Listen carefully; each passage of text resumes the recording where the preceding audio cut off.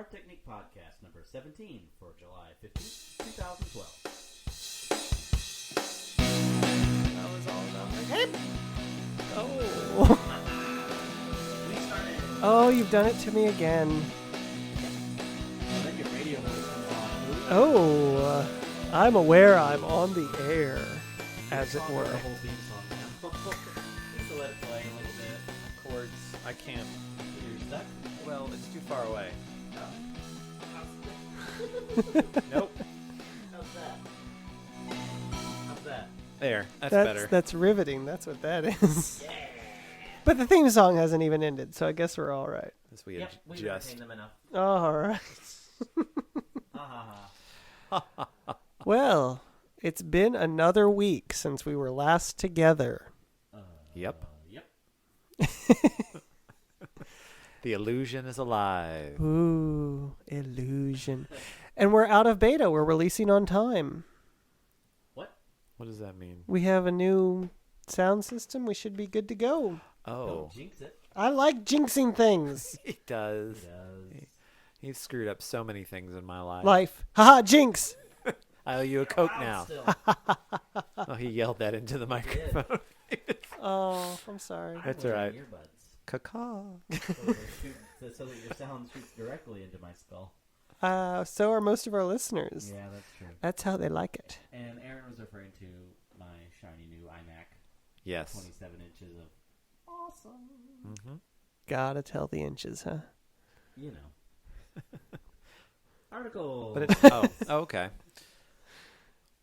Well, I have one. you go ahead. I feel All like right. I always jump in because I know if I don't, I won't talk sometimes. But I'm gonna give the floor to you. All right. Well, I've got a question before I can really dive into the article. And Question away. It's up for the panel to decide whether. Is this like a choose your own ending? Yes. It's a question for the panel. Okay. I need a ruling on. You are the panel. Oh. We And are people playing along at home can answer this question for themselves. Yes, in our comments section at arttechniquepodcast.com. Donate. Using our donate button. We are bored. All right. So, What is the question, Aaron? is athleticism an art? You may be asking the wrong people. I feel like, well, yes, you are. Uh-huh. But I feel like We can speak objectively from a place of pure all right, ignorance. I feel like no, in itself, I'm gonna be the guy. I'm gonna say no. It is not an art. It is sport. I will say that there is an art attached to the lifestyle and preparation. I would say there's an art to surrounding it, and perhaps an art in the execution, and certain moves perhaps could be deemed artistic. And So pleasing to see, but I don't necessarily know if it's an art outside of the fact in the way that a way of life can be an art.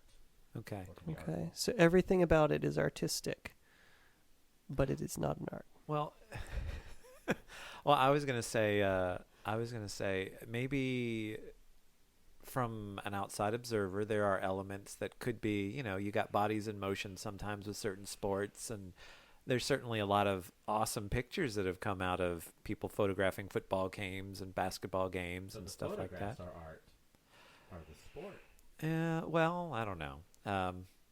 Maybe that's deeper than I want to go. But I guess because I think of sports having winners and losers, I think of things that have like an outcome like that, where there are clear winners and losers, to be maybe less artistic. Okay. And even in terms of like where they have like play festivals, not a festival, because usually a festival is just you're sharing things, but Right. like the competition. competitions. Yeah.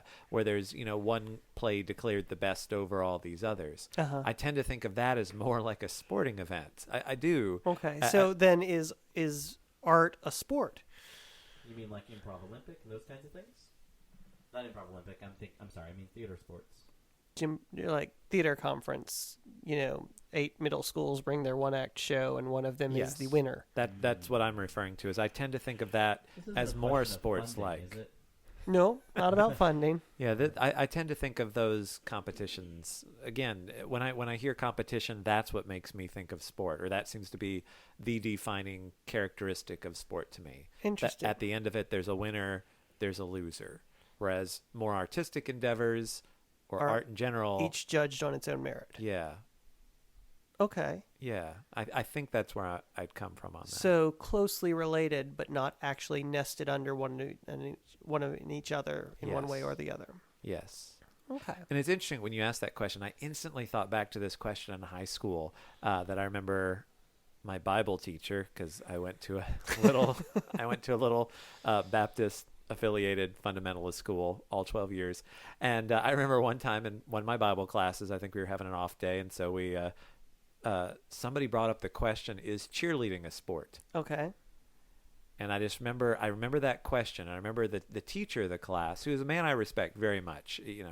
I think at this point in my life we would disagree about a lot of things, but he was very thoughtful in all of his positions, and he was a good man. However, he said that cheerleading wasn't a sport at all. And, Okay. Did and he have an argument? I think part of it is while there are athletic sort of feats undertaken in them, you do flips, you throw people into the air, you catch them. And I think maybe this is where my whole, sport is not art, the competition element. Okay. His argument, I think, was that because they're in cheerleaders is like being on the sidelines in a football game, there's no competitive element.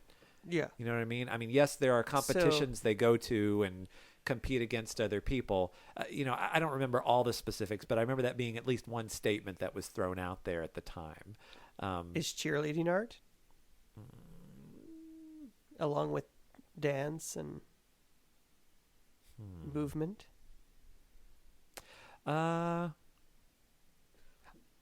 Well, I'm going to say yeah. a gut reaction is I want to say yes. Okay. And this is why. Because I think of when you're just comparing it strictly to dance, I think of dance while it's both a reaction to the performer listening to a certain type of music and moving in a certain way, that it then also elicits a response out of an audience. Sometimes the same emotion, or an audience sometimes can, an individual can take what they're seeing and go a completely different direction with it, but it's presented there to create a response, and cheerleaders are there to get a response out of the crowd. Okay. To wind them up and get them yelling and screaming. And So it's like a performance art. yeah, yes, yeah. So why are sports not performance art? That they get an emotional response out of people? They do, but I don't think that's not their primary objective. Cheerleaders are there To provoke. To provoke. A sport. So to articulate, perhaps a sport. The objective of a sport is to declare a winner. Yes. The objective of art is to evoke an emotional response in the participant. Okay. Even though they might overlap. So that the So sport... you can have competitive cheerleading, and you can have people getting excited or emotional at a win or loss at a football game. But that's a side effect, not That's the a side objective. effect. Yes. Which is sort of what was I even arguing about the video game, that Angelina was a piece of art, but what she was creating, the emotional response was a side effect of what she was creating rather than the target of what she's creating. And if you ask me this next week, I might have a A completely totally different answer. answer. Yeah. And if you don't know what Angelina is, go back a few episodes.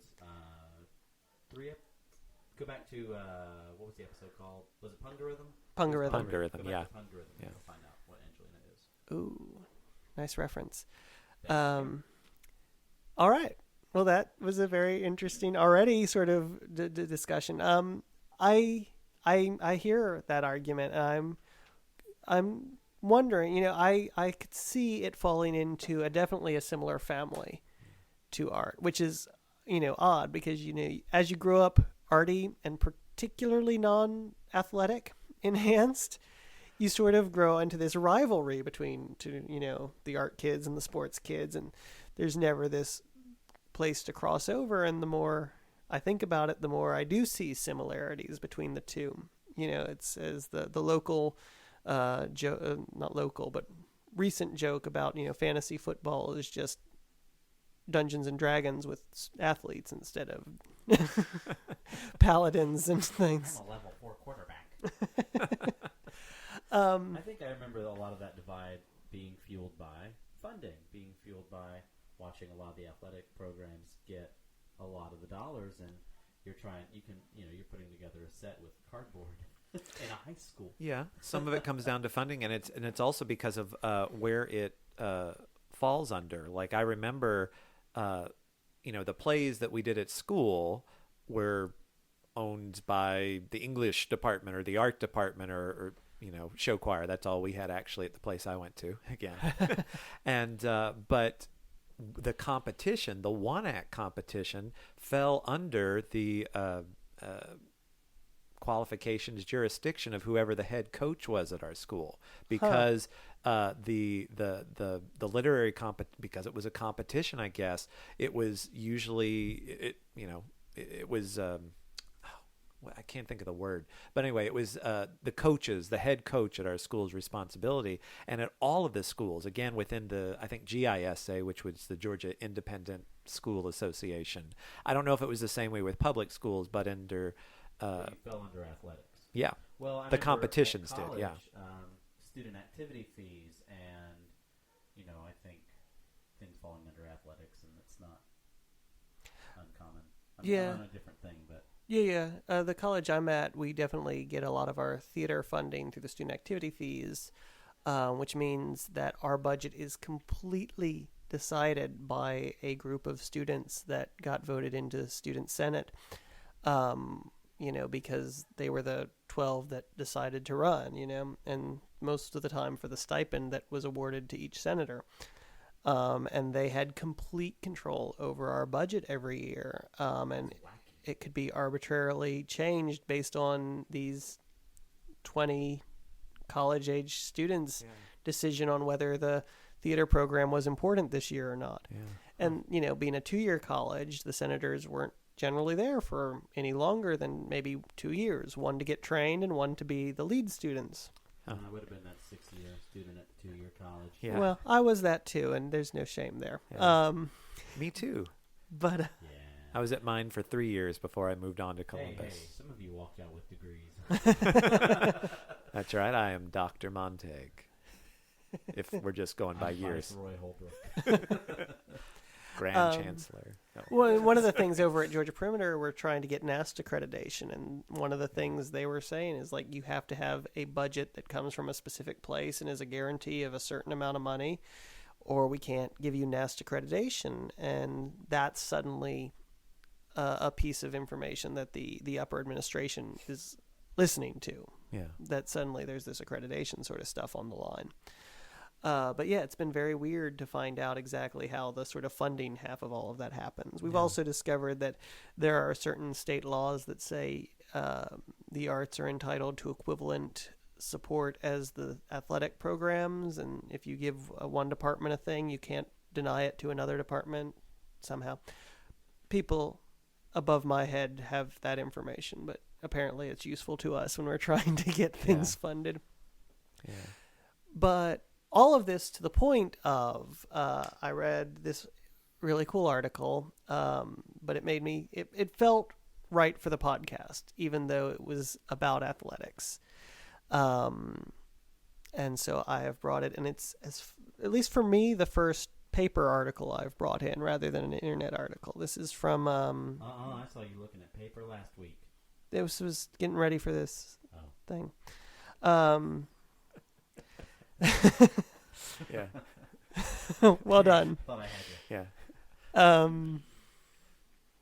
But it's about athletic training for the Olympics these days, and the scientific study and research that goes into athletic training, from motion capture suits to fast speed cameras to GPS tracking software.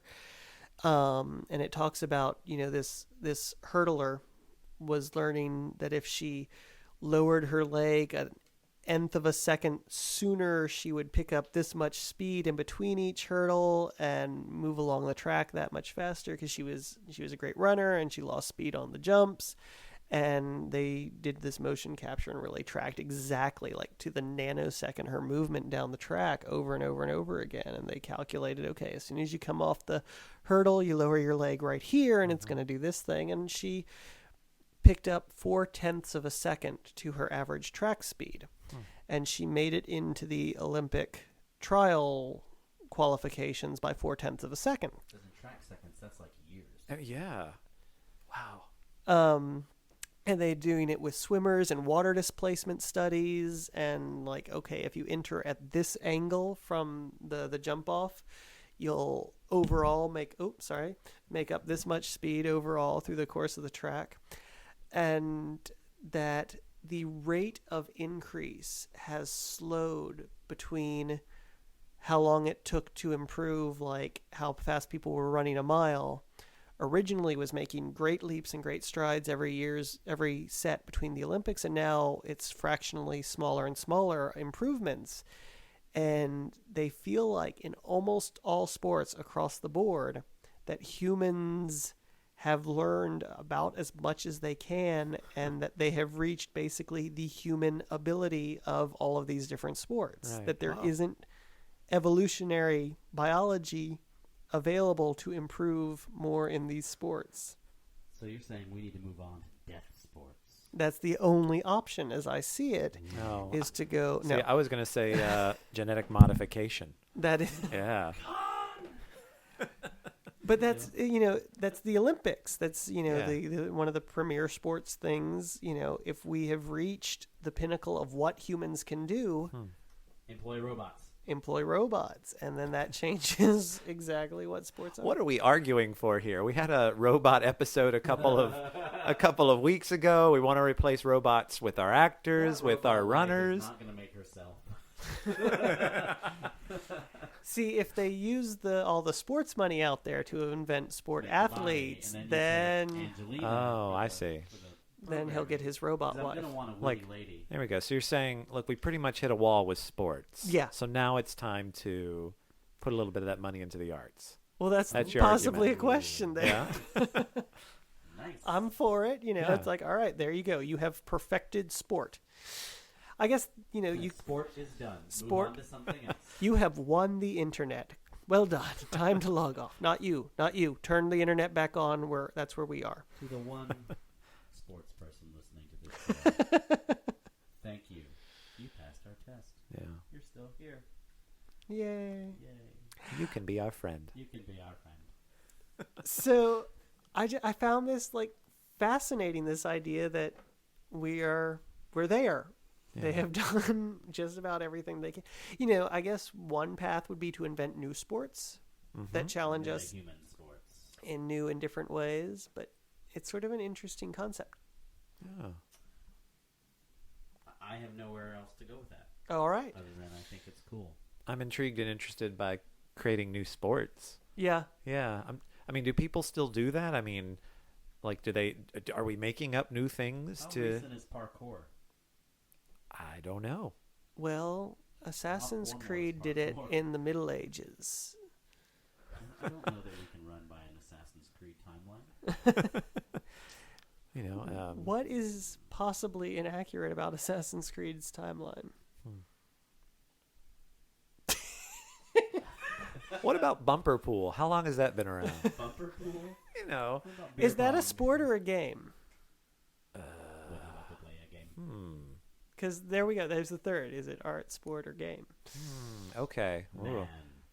What a Because like hunting man for sport. Yes. it is the most dangerous game after Thank all. you. I was going for Jenga.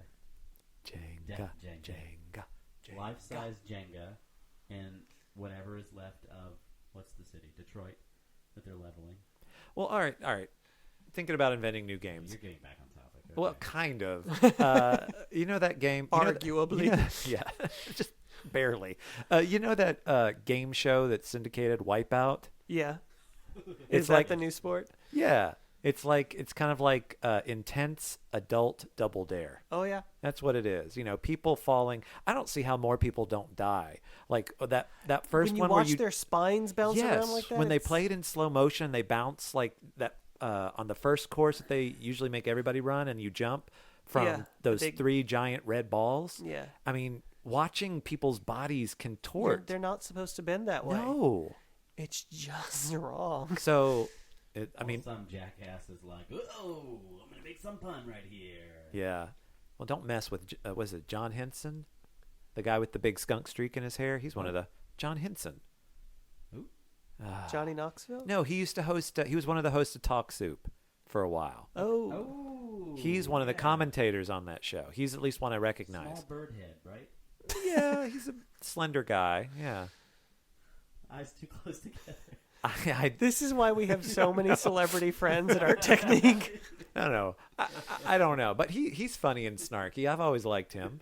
See, I'm a so you fan. Appreciate my comment about his small bird head. I'm a fan, John. If you're listening, I'm a big fan ever since the soup. There you go. There. Come on our show. Please.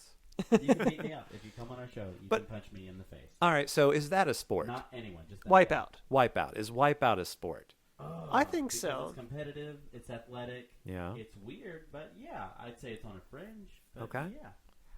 Did you ever see the original Japanese Ninja Warrior? Yeah, they used to play a couple of those on Spike. I would Somehow watch. that one seems more serious. I mean, like Those were some intense challenges, Yeah. though. I mean, those were metal and glass. Yeah. The Wipeout is all foam and rubber, which is great because they're bouncing people's faces off of them. But yeah.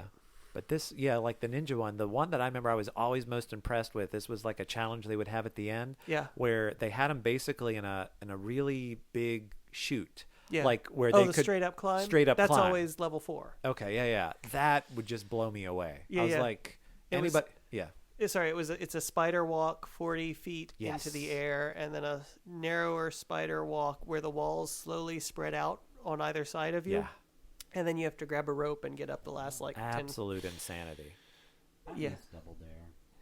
That was one of my dreams growing up was To be on one of those shows. Yes, I had a group of friends, and we had a pact that somehow we would get on the show one day, and we would always send in our postcards and do everything we needed to do. My friend Adam, who's in the weekly with us playing Matthew, does a Double Dare show in Orlando at the park.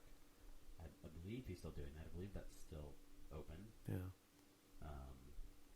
Yeah, I think he's still doing that. Double Dare. It's due for another TV resurgence, right? Sure. We're looking to do another one. They finally Probably they did. should be. I mean, I don't know why not. I read an article recently about it. I think didn't I talk on the show about Nickelodeon and seeing the old Nickelodeon The old studio? upstairs studio that still had all the murals painted Right. and stuff. It Yeah. made me a little nostalgic for that kind of stuff, and it's probably time. I think audiences. They brought Guts back, and that's way more recent than Double They Dare. brought Guts back. When did they do Yeah, that? well, a couple years ago, Oh, cool. like Yeah, Guts Road Extreme or Rash. something. I mean, it was like the same show, but they added Yeah. a title word Right. to the title. I see, and I'd always thought that Double Dare was filmed in Orlando, and it wasn't until nearly the end of its. I think maybe not until Double Dare 2000. But I don't Yeah. know that for sure, but it wasn't really till the end. It was up in where was it? Not Pittsburgh, not Boston. Wherever it was. Wherever it was, I It's don't on the know. internet. You know where it was. It's on Send the in your internet. postcard Send in your and- postcard. We're not going to know. Although the studio does have a PO box, but we're still not going to disclose that yet. Yep, not time. Cool. Not time. All right, hey, I got an article. No, you made I know. no. I saw you. All right. So this is an article that I found a couple months ago, and it kind of came into my brain a little bit when we were talking about the cave paintings and things a couple of weeks ago. Yeah. There's this guy named David Bordwell that has a website, and he talks about cinema. He considers himself an empirist as opposed to a theorist because he's more interested in looking at like the data collected from movie viewing as well as kind of dissecting what a shot is. He's got an entire website just filled with articles and his thoughts on film and the history of cinema. And this particular one that I stumbled across a while ago was about tracking eye movement as it follows a scene. in a movie. Specifically, he was looking at a scene that another person had contributed an article on about. They took a scene from There Will Be Blood, and basically showed how it was one shot. It was like I think they said the shot was like 3 minutes long, and focus, as opposed to being given with quick cuts and edits and zooms and more frenetic style like most movies are today. This was just one shot of 4 people in a scene looking down at a map, and how the actors were basically choreographed to where your focus was supposed to be. Like a stage. Like a stage, which then brought me to an what? Where theater is performed Yeah. on a stage. which led me to another question. Well, thinking back, that I remember growing up, I remember watching tons of black and white movies, old westerns, Turner Classic Movie, those channels like that. I watched all of those, and I remember even as a kid being very aware of the contrast in styles of those movies from the 40s and 50s as opposed to movies that I was watching that were current, like coming out in my childhood, 80s, 90s, and how a lot of times with those older movies, you would just have this one long shot and people entering in and out of the shot, and how it was very much like a play. A play on film. Right. And there's a whole book that I came across that It's called a movie, Aaron. and there's a whole book that I'm gonna that's recommended by the site that basically is called, I think, Theater to Cinema, and talking about how early film was influenced heavily by that sort of transition and how it dictated the way a lot of the shots were set up. You can also see it in a lot of early television where it was just teleplays and it was literally a filmed play on screen. Yeah. Go on. And and so there's a lot of information in this article. Let's see here. I kind of lost my train of thought for a second, but Sorry about that. That's all right. But basically, he took this clip of There Will Be Blood, and they used a software. Here we go. It's called iLink 1000 Eye Tracker. And this eye tracker uses infrared camera to track the viewer's pupil every millisecond. Yeah. So they had 11 people watch this clip from There Will Be Blood. And if you go to the site, you can see 2 Vimeo links, excuse me, where they show these little green circles that move around the screen, basically showing us as a viewer what people were focused on in each particular shot. And depending upon how long their eyes linger on a shot, the green circle gets bigger, and then when it moves to a new point of focus, it shrinks down again and begins the expansion all over again. And so he was using that to prove a point based on the other article that said it was using like hand gestures and eye movement to create the focus without using edits. So we're all 11 pretty similar? Yes. For the most part, focus was usually put in the center of the screen. Okay. For the most part, they said. And again, they said going back to the way that shot was choreographed, your focus is constantly being pulled back to center. They said there's one moment in the shot, because it's for those that haven't seen the movie There Will Be Blood, it's the shot close to the beginning of the movie where the character comes in and tells Daniel Day-Lewis's character that there's oil in this particular field. And so they're all looking over this map, and Daniel Day-Lewis's character is trying to figure out whether these guys are telling the truth. And there's a lot of subtle things that this one character is doing in the background. He's moving his hat around. He's shifty-eyed, which they said you don't pick up on at first. But then there are visual cues that start basically pointing it out. Specifically, they said, follow Daniel Day-Lewis's hand in the scene. Yeah. And it's not overt, but it's enough there that you know where you're supposed to be looking and what the scene's really going to be about. It comes down to, well, I'm going to either decide these guys are telling the truth, I'm going to go with them, or they're liars, and I don't know, I'm going to kill them, or whatever. Right. Whatever the other option is. Because there will be blood. There will be blood. There might be blood. No, it's in the title. There will be blood. But going back to the software that was tracking the movement of the eyes, it basically said your visual field breaks down into these couple of areas. It says it identifies things called fixations, where the eyes are relatively still and you begin visually processing what you're looking at. Mm-hmm. Then there's another thing called saccadic eye movements, SACCADIC, saccadic eye movements, when the eyes are moving between location and visual processing stops. Ah. Yeah. And then there's another thing they called smooth pursuit movements, where you're tracking a moving shot but still visually processing it. And then there's blinks. And blinking is what it is. It's blinking. But the saccadic eye movement is interesting. Again, going back to the article I was talking about a couple of weeks ago when we were talking about film and the stutter and the shutter effect Right. and everything.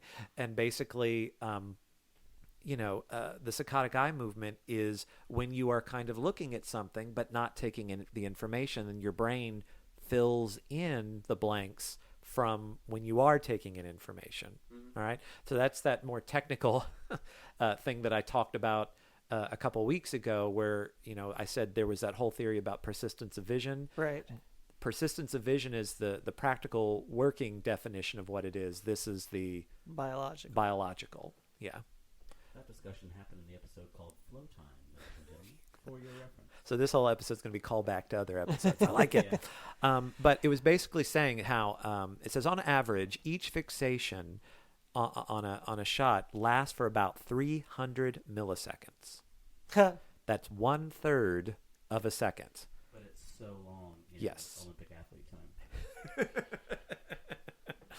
And so 1/3 of a second that we fixate on an object and take in information about it, and then our brain starts, putting meaning in there. Yeah. Okay.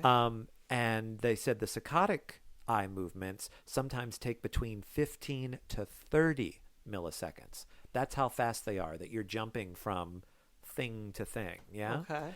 And so basically he was using this software to track and make a point that while it seems that our eye movement is erratic when we are watching a movie or, a TV show or something, if there's art in there, if there's a competent director that has a vision and is skilled at what they do, there is actually a pattern to it.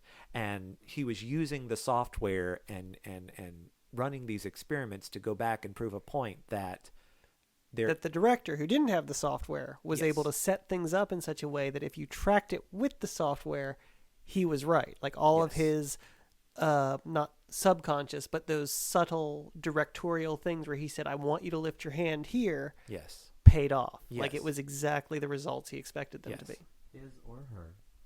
His or her. I think he specifically said that the director was. Yeah.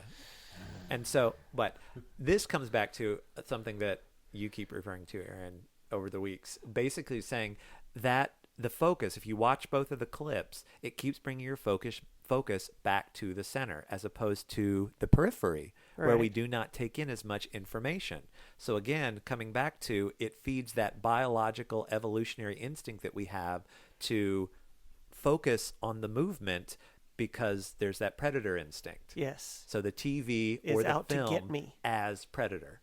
Oh, I was about to do the Terminator music. And I was like, wait a minute. that's Bum, not. bum, bum, bum. Predator. The predator. Ugh, that came real close to another word. Yeah. I like, as usual, it's interesting. We bring these totally disparate articles and we talk about them, and you start seeing these patterns emerge sort of live as we're discussing them. Yeah.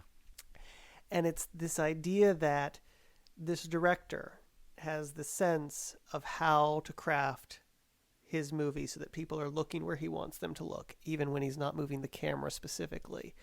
And then the science backing it up and tracking that progress. And it's like the athletes who are, they know what to do 99% of the way there. And then they have the science track them to see, what's that 1 more percent you can get through into an even better result.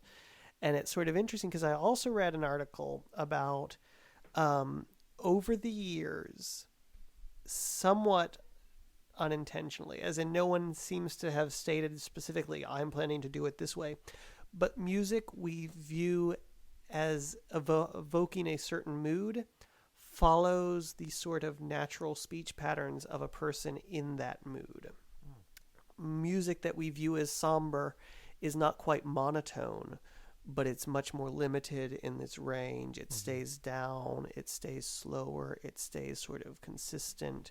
Whereas music we view as sort of having a happy mood is much faster, and it's clippy, and it moves up and down through the music channel, and that's sort of this not necessarily unobserved. I'm sure artists start to tune in on that, but I don't think many of them probably approach it that way specifically.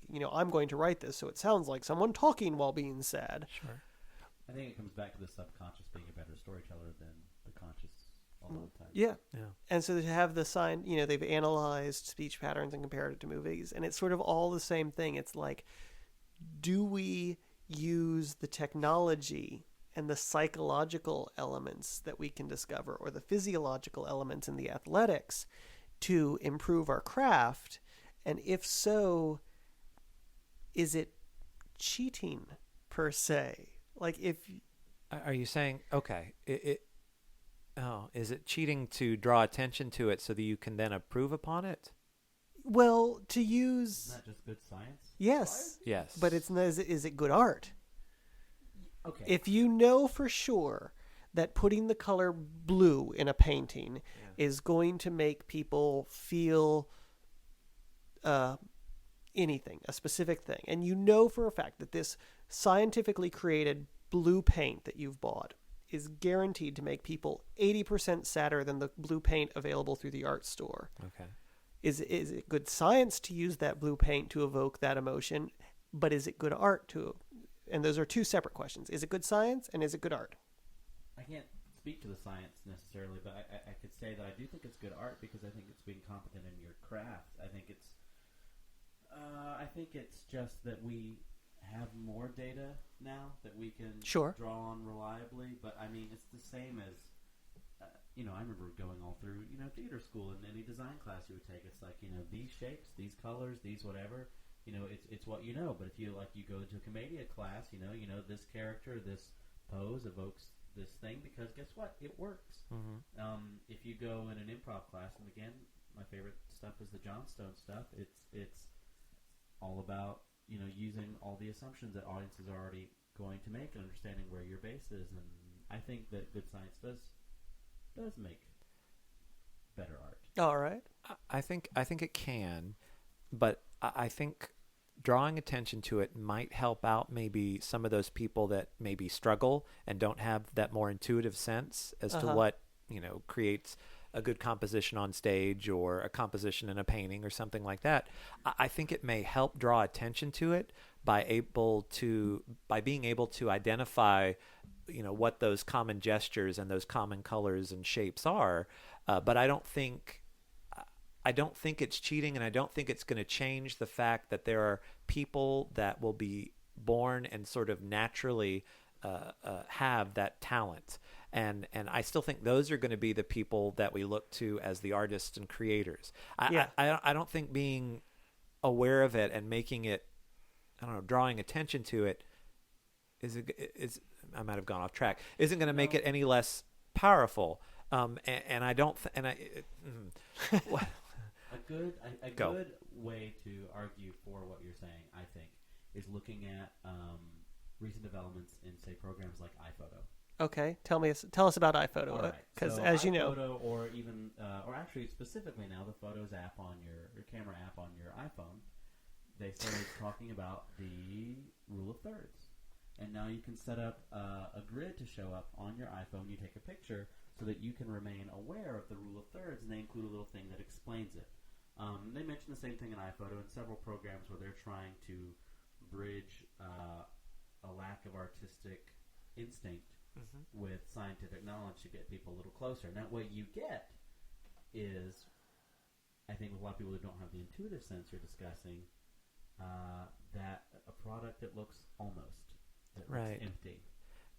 Do you know what I mean? Like, that it's technically right, but I don't feel anything. It's the same thing where I've heard some people that play an instrument and piano and violin piece, and you Right. listen to it and you go, everything they are doing is technically correct, But I feel nothing. but yeah, there's just like there's something missing. okay. So it's training wheels. Yeah. If you told a technically proficient but emotionally absent violinist that holding her bow or his bow 20 degrees in this other direction would add a sense of happiness to the piece, then they could play a song that sounds happier. It's like Mr. Data. How so? Attempting to become more human by emulating what they do, but never quite getting it because he is incapable of having the actual intuitive sense of it. He gets closer and closer, but all of his work seems kind of empty. I do think the training wheels is a good analogy. That's very good. I think that's a good one because what do you do with any real creative student? You get to the point you say, okay, these are the rules, these are the rules, these are the rules. Now you know them, so that you know what you can go break. Now go break them, break them, break them, break them. I mean, I guess training is never really ever that clean. It's like, Yeah. I mean, it's like in any acting class that I'm sure we've been a part of. Talent is one thing, but then there's a craft. Right. Yeah. Okay. So the craft allows for the discipline. Yeah. And allows for the chance to an increased chance in repeating successes, maybe. Okay. Because I think all good artists have a streak of rebel in them, right? Like, I'm gonna do this my way. This is my point of view. This is how I think. And maybe you can create technically proficient art, but maybe if you're lacking that point of view or lacking a point of view, maybe that's where the lack of soul shows up. Yeah. I don't know.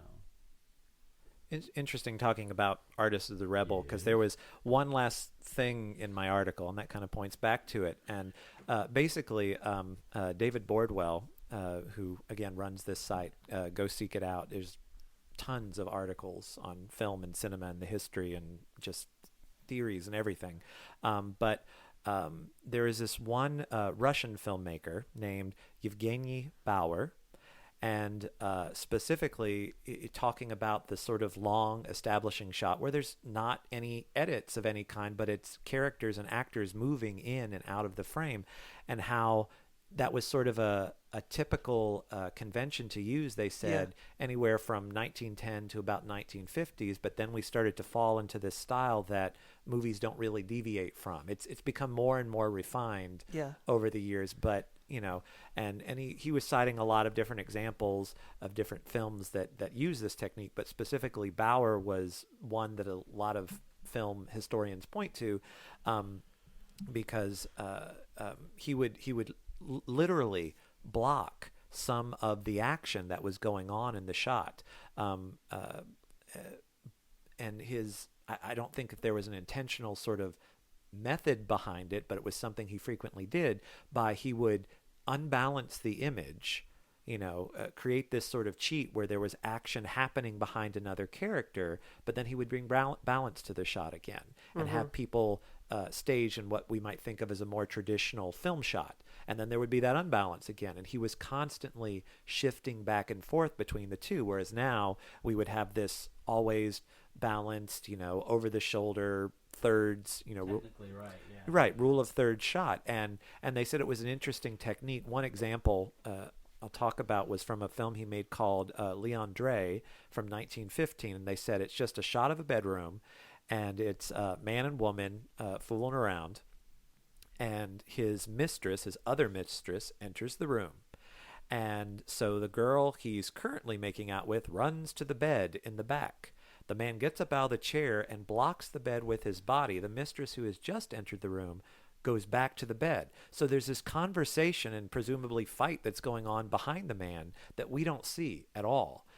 But all you see is the man in the foreground looking fairly disinterested, and I won't say oblivious. Disinterested is probably the best word, as to what's going on behind him. But again, it creates this, need in an audience to want to see what's going on. And it sounds like it generates excitement in the brain. Yeah, and then the balance imbalance sounds like a puzzle in the brain. It's like, right. What's going on? And they said, not knowing things. And then what happens is at the very end is the mistress who has entered the room comes back in, has this conversation with the man in the foreground, goes away, and then, balance back to the shot. It makes me think, too, that if you're primarily watching the man who you say sounds perhaps disinterested, but is I imagine in some way, no matter how small, reacting, or maybe he's not reacting to what's going on, I don't know, but the audience is especially if he's not reacting, the audience is projecting what they think he's thinking onto Yeah. this guy as they just Yeah. watch it. Yeah. And they, because that's what the brain wants to do. Yeah. Well, it's the analysis of watching a brain scan and showing somebody 3 plus 5 equals 8, and there's almost no reaction. But if you show them 3 plus x equals 8, it like lights on fire. Yeah. Just because there's like, oh, I have to figure this thing out. Yeah. I remember there was an episode of Mad About You that was all done in one take. The one where they're sitting in front of the door. And they're waiting for the baby to try and like I cry remember herself that, back yeah. to sleep instead of going in to take care of her. And there was this huge publicity about the fact that this episode was one shot, one take. And I'm like, and I never quite got it. I mean, looking back, I understand. Yeah. But thinking about in terms of stage, I was like, what's so hard about doing a 30-minute show? Right. But when you're trained to do film and television, and I only have to learn the next 5 lines for the next hour, or whatever. I'm not trying to diminish because they. No, but sometimes that's a matter of survival too, because Yeah. it's like it's 4 a.m. and you've just gotten a different version of the script or whatever. Rewrite number 72. Yeah. And everyone is exhausted. You can only keep 5 lines in your head at a time. But Yeah. I do think it's easier to go into film from that regard if you've done theater. It's a different skill set. It's just as difficult a skill set. But yeah, so the idea that trying to do it 30 minutes in one take and dealing with mess ups or whatever, the other idea being that because it was a TV show, if they messed up, they had to start over rather than if it was on stage. If you messed up, you deal with the mess up and you keep going. Yeah. But again, it's just a different sort of take on things. But I very distinctly remember the response and the excitement about doing a one take 30-minute sitcom Yeah. as opposed to doing a 3-hour opera. Now, did they stay in one location? Did the camera move at all? Was it a locked? No, it was basically a locked shot. You were seen In front down of the the door. hallway, and they were in Okay. front of the door, Okay. and so they were up and down and a little bit left and right, but the baby was crying inside the nursery. Oh. And they alternately wanted, at first Jamie, the wife, wanted to go in and comfort her, and Paul was like, no, we've got to be strong. And then the dynamic shifts, and Paul finally gives in and is like, I want to go in and take care of my baby. And Jamie's like, no, you were right, we have to.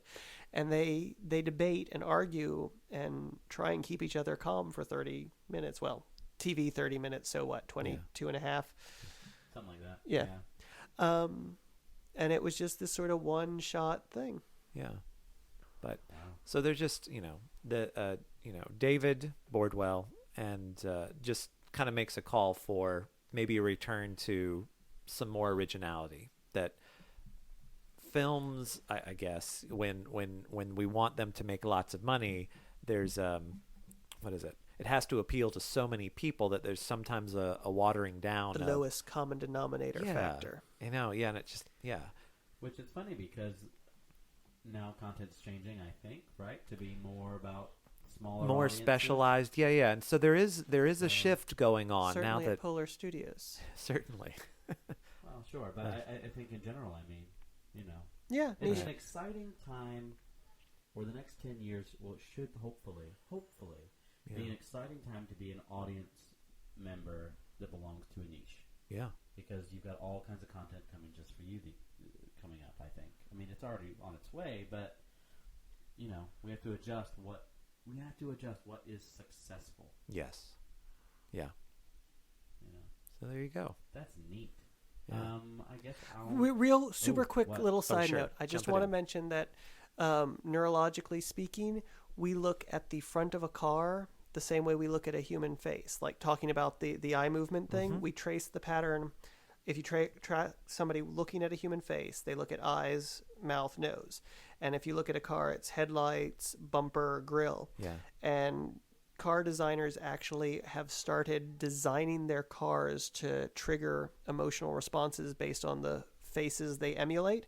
So like sporty, playful cars have like big grins, and like bigger muscle cars have these sort of like strong, like trucks have this very stern, I can do the job kind of look. And vans are like happy but sort of serene and calm and safe. And hearses have A benevolent expression of disinterest. with that windshield wiper fluid constantly leaking out of the sides. All right, sorry. I Yeah. just as soon as we started talking about iMovie, I love that fact. Yeah. If I can take us home with this, it's like coming back to blood. Drive us home, Yeah, Big can we do Papa. that? All right. I found a thing about. I've been wanting to talk about this for weeks, so I just have to get it out now, even though it's unrelated, I guess. No. It will relate. We'll connect somehow it back. by the end. Someone, Trust us. Someone named Mike Thompson created a lamp as a demonstration of getting a real grasp of the price of energy, and trying to get to understand it more intuitively. And so he's created these little glass bottles with there's this a water and I think some kind of powder in them, and they're sealed off glass bottles. And what you do is you take the glass bottle and you break the top off so that you cut the glass, so the broken glass, right? And then you take your finger and you run your finger across the cut glass and you drip blood into it. When you drip blood into it, it activates the powder water solution and the light, and it glows and becomes a lamp powered by blood. Whoa. So it's to teach people, when do you really need that light? Okay. And it's so cool. And there's videos of it, and it's neat to Yeah. watch it work. And it glows bright blue, like a warp core blue, like so neat. And I just anyway, blood lamp. Blood lamp. Look it up. Tell your friends. Tell your friends. Blood lamp. I would definitely have a problem cutting my finger open. I wouldn't. Cutting your finger open. I knew. Yeah, I knew you should say. Aaron would hold me down. Jeff would cut me. Well, That's what friends are for. we No, I have to wouldn't power mind. the podcast somehow. I could cut my finger. That'd be fine. It's just doing it enough to power this new iMac I've got. Feed me. I'm glad that I How have much- low lighting levels in my home. How much blood does it take to sustain the light, and how long will it run? I don't know how long it runs. I have to look that part up, but it doesn't take much. I mean, the blood that I've seen them use, it's pretty drippy, but like they cut their finger open and I don't know, they squeeze some. I'd be drops curious to out, know what activates it, because I'm just saying that your urine sometimes is filled with electrolytes, right? Sure. Sure. So- So if you peed into it, you think Yeah. it'd be easier. I'd want to know if it would work if I peed into it. Yeah, you'd 'Cause have to figure out if it's the liquid itself, the balance of this, the balance of that. Yeah. But Yeah, I want I'm somebody to. just thinking of the perils of peeing near broken glass. Okay, yeah. Yeah. Don't be drinking when you're doing it. Oh. I feel reasonable. How big is this hole that I have to hit? What's my target area? I like that. radio. Again, very useful for Jeff. video. Sorry, like the size, like it You're looks making like the size of a hole is quarter. The size of a quarter. Okay, Okay. I could hit that. Well, wait. Here we go. All right. No one's gonna acknowledge about the laugh. All right, what? No, you could. Well, you okay? Safely, you Yeah. could pee into like a pitcher and pour it in. Why do you have Aha. to? Why do you have to pee directly into We it? don't even know that you have to pee into it at all. So far, all we know is activated by blood. Maybe you just spit into it. Call it a day. That's possible too. Are you finding this out? Are you No. on I'm your speculating internet now. speculating? All right. It's more interesting to me. Okay. Because Does- the internet can prove me wrong. Does he envision this as an actual commercial product or just no, this is just a statement. a Is statement? he's an artist? Like a? The article's not been extremely specific. I think he Okay. is. I would imagine it sounds like a It's big artistic point you're trying to make. Sure. yeah. Yeah. Like the death robot. Concept line, Yes. Yeah. I mean, he says, okay.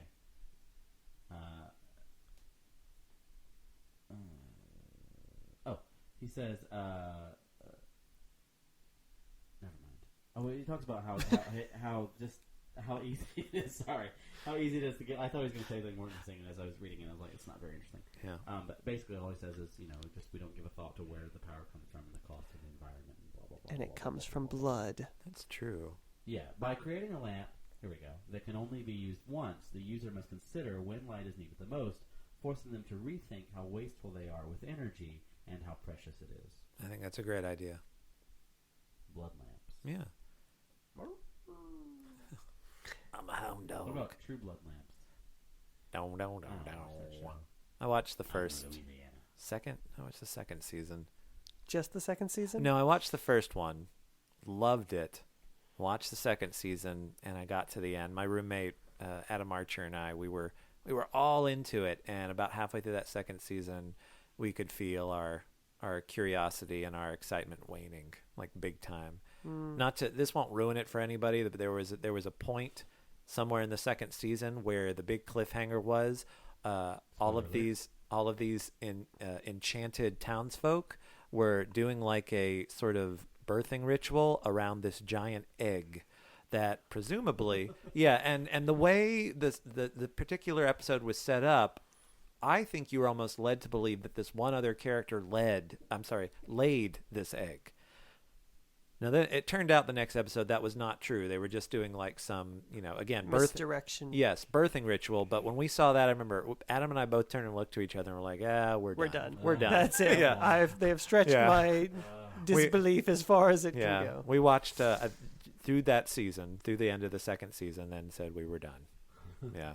Declare victory. But now I heard Walk Chris away. Maloney from Law & Order SVU, like my favorite show of all time, Yeah. is now on the 5th season. He just got introduced as a new character. So I you're might have to go tempted back. once again. Yeah, I might have to go back and watch 3 and 4 so I can understand Chris Maloney's integral character to the 5th season. You hear that, Internet? This is your only chance to stop Adam from watching seasons 3 and 4 of True Blood. Send us your letters. If I have a true friend out there, talk me down from the ledge, and so that we were talking about holding you down and cutting your finger open to power our lamps, so I don't know that you're safe here. It was just theorized that I would be part of that. I actually didn't speak up. Don't like the dark. So you're more blood lamp theorist, and I'm more of a pea lamp empirist. Is that right? Like, you think P-Lamp should be an actual thing available on the market? Yes. It's not a bad survival item if that's what you had. I mean... Oh, God. I don't know. I guess for a little while, I guess it's fine. Sure. Oh. So I guess the booth is telling us to... I think we did.